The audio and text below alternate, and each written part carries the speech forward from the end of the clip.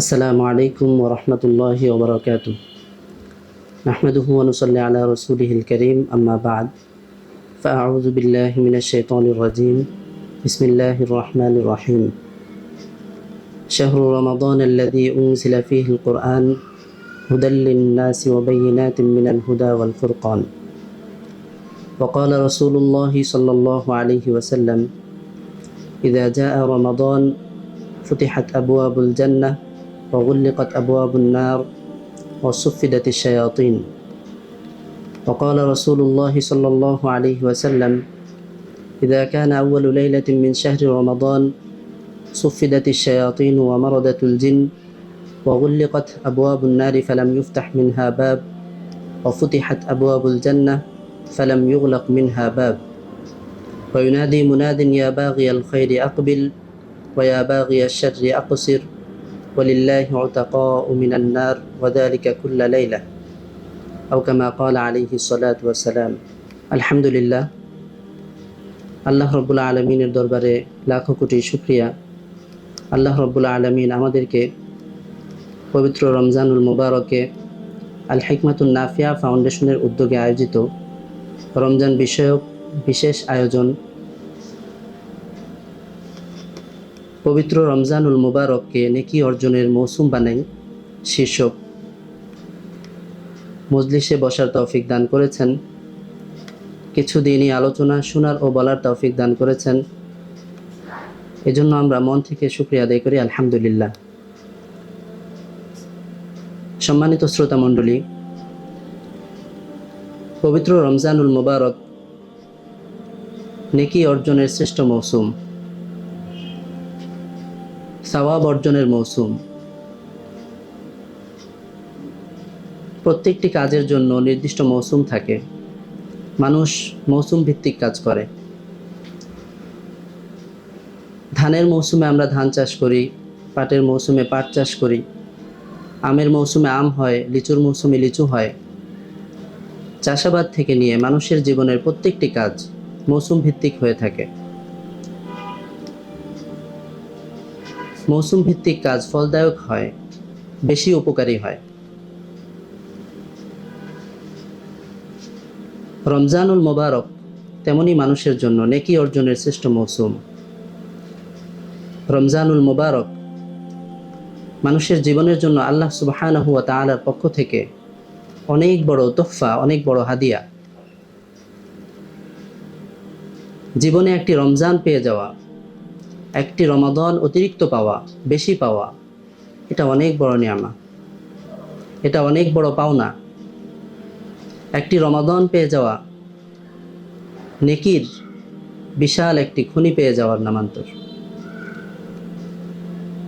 বছরের অন্যান্য সময় আমরা সওয়াবের কাজ করি, নেকির কাজ করি, বিভিন্ন আমাল করি। বছরের সময়গুলোতে আমরা নেকি কুড়িয়ে নিতে হয়, খুঁজে খুঁজে নিতে হয়। রমজানুল মুবারক আল্লাহ রব্বুল আলমিনের পক্ষ থেকে নেকির শ্রেষ্ঠ মৌসুম।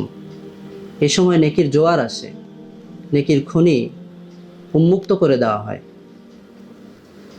রমজানুল মুবারকে হাদিসের মধ্যে এসেছে, একটি ওমরার সওয়াব একটি হজের সমান। রমজানুল মুবারকে এমন একটি রাত আছে যে রাতকে হাজার রাতের চেয়েও শ্রেষ্ঠ বলা হয়েছে।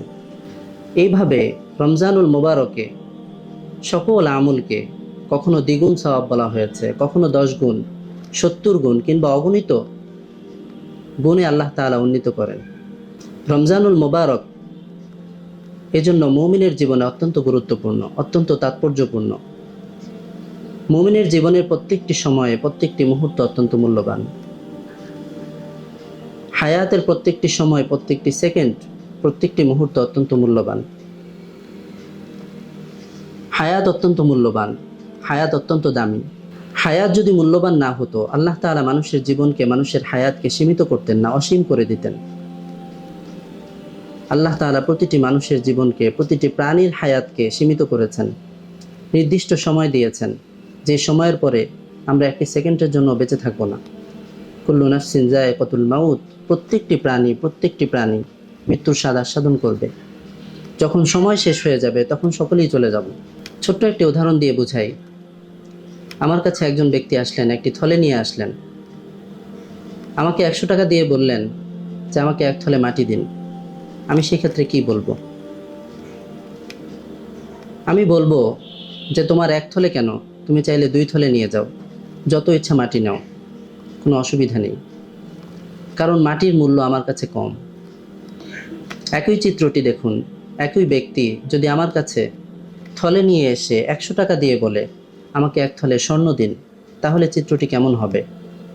সেক্ষেত্রে আমি কি করব? সেক্ষেত্রে আমি হয়তো তাকে প্রথমেই বলে দিব 100 টাকা দিয়ে কোনো স্বর্ণ পাওয়া যায় না, 100 টাকা দিয়ে কোনো স্বর্ণ পাওয়া যায় না, তুমি আমার কাছে কি চাইতে এসেছো? যদি দেইও আমি তাকে খুব মেপে, খুব সীমিত করে, একেবারে বিন্দু পরিমাণ দিব, কারণ স্বর্ণ আমার কাছে মূল্যবান, স্বর্ণ অত্যন্ত দামি, হায়াত এমনই মূল্যবান, হায়াত অত্যন্ত দামি। দামি বলেই আল্লাহ সুবহানাহু ওয়া তাআলা হায়াতকে সীমিত করেছেন, ছোট্ট করে দিয়েছেন, নির্দিষ্ট সময়ের সাথে বাইন্ডিং করে দিয়েছেন। এই দামি হায়াতের মধ্যে, এই দামি, এই মূল্যবান সময়ের মধ্যে, এই মূল্যবান জীবনের মধ্যেও আরও বেশি মূল্যবান হচ্ছে রমজানুল মুবারক। মানুষের জীবনের প্রত্যেকটি রমজানুল মুবারক অত্যন্ত মূল্যবান, অত্যন্ত দামি। আল্লাহ সুবহানাহু ওয়া তাআলা এই রমজানুল মুবারককে মুমিনদের জন্য হাদিয়া স্বরূপ দিয়েছেন, মুমিনদের জন্য তোহফা স্বরূপ দিয়েছেন। এই রমজানুল মুবারকের ফজিলত, এই রমজানুল মুবারকের মাহাত্ম্য, এটা শুধুই মুমিনদের জন্য, কাফেরদের এখানে কোনো অংশ নেই, মুনাফিকদের এখানে কোনো অংশ নেই। হাদিসের মধ্যে এসেছে, হযরত আবু হুরায়রা রাদিয়াল্লাহু তাআলা আনহু থেকে বর্ণিত, নবীজি সাল্লাল্লাহু আলাইহি ওয়াসাল্লাম ইরশাদ করেন, মা আতা আলাল মুসলিমিনা শাহরুন খায়রুন লাহুম মিন রমাদান ওয়ালা আতা আলাল মুনাফিকিনা শাহরুন শাররুন লাহুম মিন রমাদান। নবীজি বলছেন যে মুমিনদের জন্য, মুসলমানদের জন্য রমজানের চেয়ে, রমাদানের চেয়ে উত্তম কোনো মাস নেই।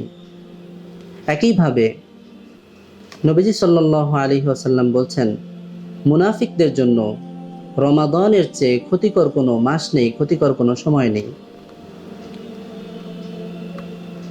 নবীজি সাল্লাল্লাহু আলাইহি ওয়াসাল্লাম মুমিনদের জন্য এই সময়টি মূল্যবান হওয়া, কাফেরদের জন্য এই সময়টি ক্ষতিকর হওয়া, মুনাফিকদের জন্য এই সময়টি ক্ষতিকর হওয়ার কারণ বর্ণনা করছেন, ওয়াযালিকা লিমা ইউআইদ্দুল মুমিনুনা ফীহি মিনাল কুওয়াতি লিল ইবাদাহ।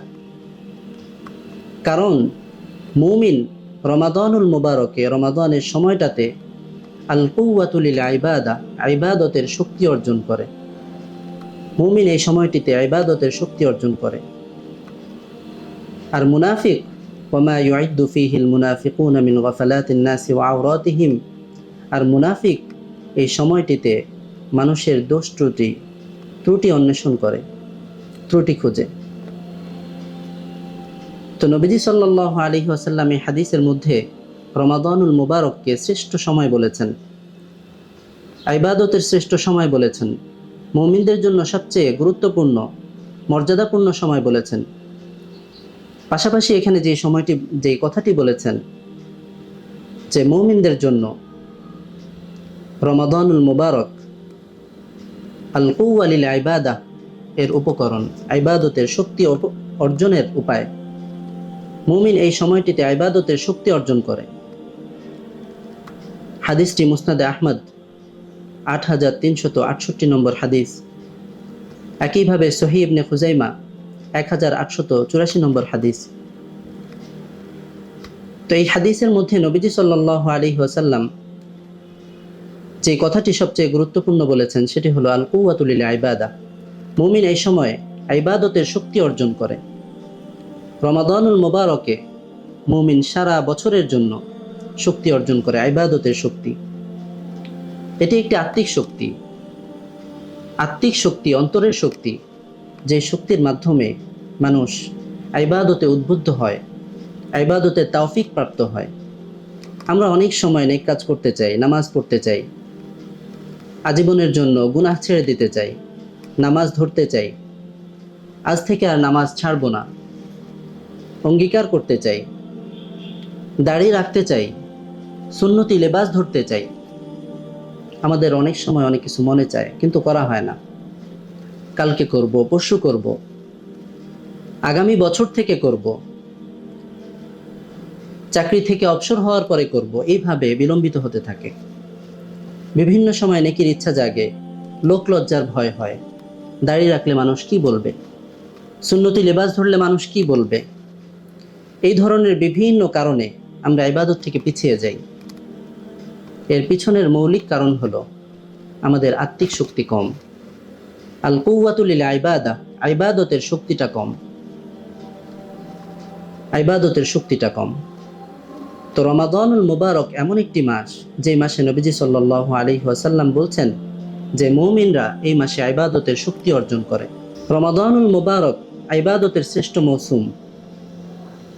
এর পিছনে আরেকটি বড় কারণ হলো রমাদানুল মুবারকে আল্লাহ সুবহানাহু ওয়া তাআলা পৃথিবীর পরিবেশকে, পৃথিবীর আবহকে একটি পবিত্র আবহ তৈরি করে দেন। পুরো পৃথিবীর প্রকৃতিকে এমনভাবে পরিবর্তন করে দেন যেই প্রকৃতিতে, যেই পরিবেশে মুমিনরা ইবাদত করতে স্বাচ্ছন্দ্য বোধ করে, আগ্রহী হয়, উদ্বুদ্ধ হয়। রমাদানুল মুবারকের পরিবেশ মানুষকে ইবাদতে উদ্বুদ্ধ করে, পাপাচারীদেরকে পাপ থেকে বিরত রাখে। এটা রমাদানুল মুবারকের বিশেষ বৈশিষ্ট্য।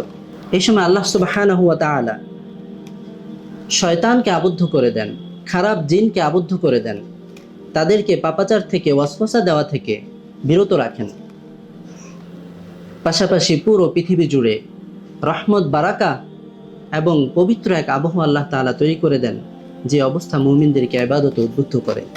হাদিসের মধ্যে এসেছে, নবীজি সাল্লাল্লাহু আলাইহি ওয়াসাল্লাম ইরশাদ করেন, ইযা কানা আউয়ালু লাইলাতিন মিন শাহরি রমাদান সুফিদাতিশ শায়াতিন ওয়া মারাদাতুল জিন। রমাদানুল মুবারকের প্রথম রাতেই আল্লাহ সুবহানাহু ওয়া তাআলা শয়তানকে আবদ্ধ করে দেন, দুষ্ট জিনকে আবদ্ধ করে দেন। ওয়াগুল্লিকাত আবওয়াবুন নার ফালাম ইফতাহ মিনহা বাব। জাহান্নামের দরজাগুলোকে বন্ধ করে দেন, সেই দরজাগুলো পুরো রমজান জুড়ে আর খোলা হয় না। ওয়াফুতিহাত আবওয়াবুল জান্নাতি ফালাম ইউগলাক মিনহা বাব। নবীজি সাল্লাল্লাহু আলাইহি ওয়াসাল্লাম বলছেন, জান্নাতের দরজাগুলোকে উন্মুক্ত করে দেওয়া হয়, সেগুলো আর বন্ধ করা হয় না। ওয়ায়ুনাদি মুনাদিন, একজন আহ্বানকারী, একজন ফেরেশতা ডাকতে থাকেন, ইয়া বাগিয়াল খায়রি আকবিল ওয়া ইয়া বাগিয়াশ শাররি আকসির। হে কল্যাণ প্রত্যাশী, হে নেকির প্রত্যাশীরা, তোমরা অগ্রসর হও, তোমরা সামনে আসো, তোমরা অগ্রসর হও, তোমরা অগ্রগামী হও। ওয়া ইয়া বাগিয়াশ শাররি আকসির, হে পাপীরা, পাপকে তালাশকারী, পাপকে অন্বেষণকারী, তুমি থেমে যাও। সুবহানাল্লাহ। এভাবে আল্লাহ সুবহানাহু ওয়া তাআলা শয়তানকে আবদ্ধ করে দিয়ে পৃথিবীব্যাপী রাহমা এবং বারাকার এক পবিত্র আবহ ছড়িয়ে দিয়ে মুমিনদেরকে ইবাদতে উদ্বুদ্ধ করেন। রমাদানুল মুবারককে ইবাদতের উপযুক্ত সময় করে গড়ে তোলেন। হাদিসটি সুনানে তিরমিজি 682 নম্বর হাদিস, সুনান ইবনে মাজাহ 1642 নম্বর হাদিস, হাদিসটি সহিহ। এই হাদিসের ভাষ্যমতে আমরা বুঝতে পারলাম রমাদানুল মুবারক ইবাদতের শ্রেষ্ঠ সময়, ইবাদতের সবচেয়ে সুবর্ণ সুযোগ। একইভাবে রমাদানুল মুবারককে ইবাদতের আরও উপযুক্ত করার জন্য, ইবাদতে মুমিনদেরকে আরও বেশি উদ্বুদ্ধ করার জন্য আল্লাহ সুবহানাহু ওয়া তাআলা রমাদানুল মুবারকে নেকির প্রাবল্য, সওয়াবের কাজে অনেক বেশি সওয়াব দান করেন। হাদিসের মধ্যে এসেছে, নবীজি সাল্লাল্লাহু আলাইহি ওয়াসাল্লাম ইরশাদ করছেন, হাদিসটি সহিহ মুসলিম 1151 নম্বর হাদিস, কুল্লু আমাল ইবনে আদম ইউদাআফ আল হাসানাতু আশরু আমসালিহা ইলা 700 দি'ফ قال الله عز وجل إلا الصوم فإنه لي وأنا أجزي به। নবীজি সাল্লাল্লাহু আলাইহি ওয়াসাল্লাম বলছেন যে বনি আদমের প্রত্যেকটি আমলকে দ্বিগুণ সওয়াব দেওয়া হয়, নেকির কাজকে 10 গুণ পর্যন্ত সওয়াব দেওয়া হয়, বরং ইলা 700 দি'ফ 700 গুণ পর্যন্ত সওয়াব বৃদ্ধি করে দেওয়া হয়। আল্লাহ সুবহানাহু ওয়া তাআলা বলেন যে ইল্লা সাওম, শুধুমাত্র রোজা ব্যতীত। আল্লাহ সুবহানাহু ওয়া তাআলা বলছেন ফাইন্নাহু লি ওয়া আনা আজজি বি, যে রোজা এটা তো আমার জন্য, আমি তার প্রতিদান দিব। রোজার প্রতিদানকে আল্লাহ তাআলা এত বেশি দিবেন যেটা মানুষের গুণনের ঊর্ধ্বে, মানুষের গণনা শক্তির ঊর্ধ্বে। আল্লাহ তাআলা বলছেন যে রোজা তো আমার জন্য, আমি তার প্রতিদান দিব। এইভাবে রমাদানুল মুবারকের মধ্যে প্রত্যেকটি আমলের সওয়াব দ্বিগুণ, 10 গুণ, 70 গুণ কিংবা তার চেয়েও বেশি সওয়াব প্রদান করা হয়। আল্লাহ সুবহানাহু ওয়া তাআলা রোজা কেবলই আমার জন্য বলে রোজার শ্রেষ্ঠত্ব ঘোষণা করলেন, আর অপরদিকে এর প্রতিদান আমি দিব বলে আল্লাহ তাআলা ইঙ্গিত করলেন যে প্রত্যেকটি আমলের সওয়াব তো আমি দ্বিগুণ, প্রত্যেকটি আমলের সওয়াব তো আমি 10 গুণ করে দিচ্ছি, রোজার সওয়াবকে আমি মানুষের গণনা শক্তির ঊর্ধ্বে দিব।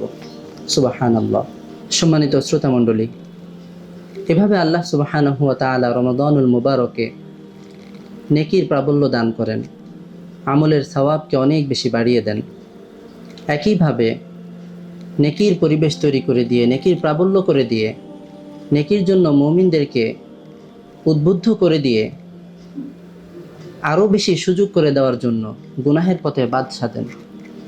আল্লাহ সুবহানাহু ওয়া তাআলা রমাদানের রোজাকে গুনাহের পথে ঢাল স্বরূপ ঘোষণা করেছেন। হাদিসের মধ্যে বুখারী, মুসলিম সহ প্রায় সকল হাদিসের কিতাবে নবীজি সাল্লাল্লাহু আলাইহি ওয়াসাল্লাম ইরশাদ করেছেন, আস-সিয়ামু জুন্নাহ, যে রোজা এটি হলো ঢাল স্বরূপ, গুনাহ থেকে বাধা দানকারী ঢাল স্বরূপ।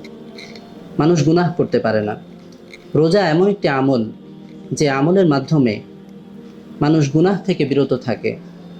রমাদানুল মুবারক ছাড়া অন্য সময়ে অনায়াসেই যে গুনাহটা করে ফেলা যায়, রোজা রেখে মানুষ সেই গুনাহ থেকে বিরত থাকে। আল্লাহ তাআলা হৃদয়ের এই অবস্থা তৈরি করে দেন। এটা রোজার বিশেষ বৈশিষ্ট্য যে রোজার মধ্যে মুমিনের হৃদয়ে যে তাকওয়া তৈরি হয়, যে ইবাদতের নূর তৈরি হয়, মুমিনের হৃদয়ে যে পবিত্র অবস্থা তৈরি হয়, সেই অবস্থার কারণে সে গুনাহ থেকে বিরত থাকে। এইভাবে রোজা ঢাল হয়ে গুনাহ থেকে মুমিনদেরকে বাধা দেয়।